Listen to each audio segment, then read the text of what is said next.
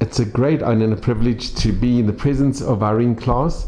Irene, I think you are unique in that you are the only Rabbi Schonfeld Kindertransport survivor here in South Africa. And you were taken from Poland to England in, I think it was 1947? Yes, 47. And how old were you when you went to England? I was 16. You were 16? I left Poland when I was 16, yes. And do you remember going on the boat to England, or do you remember? I remember that, yeah. Yes, there were boys and girls, and the boys were making fuss of me. And when you got to England, I'm sure you didn't know English. How did I didn't know English. So I tried to learn English in Poland, but you know you don't learn very much when you're in a foreign country.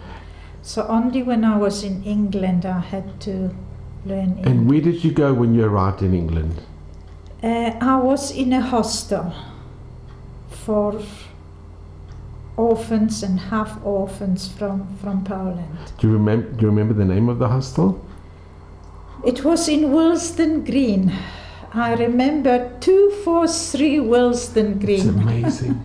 That I remember.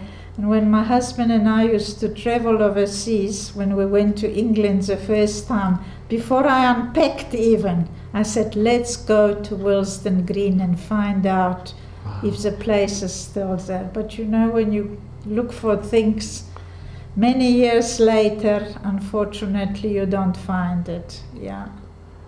And the British that you were with, were they very helpful? Were they very accommodating?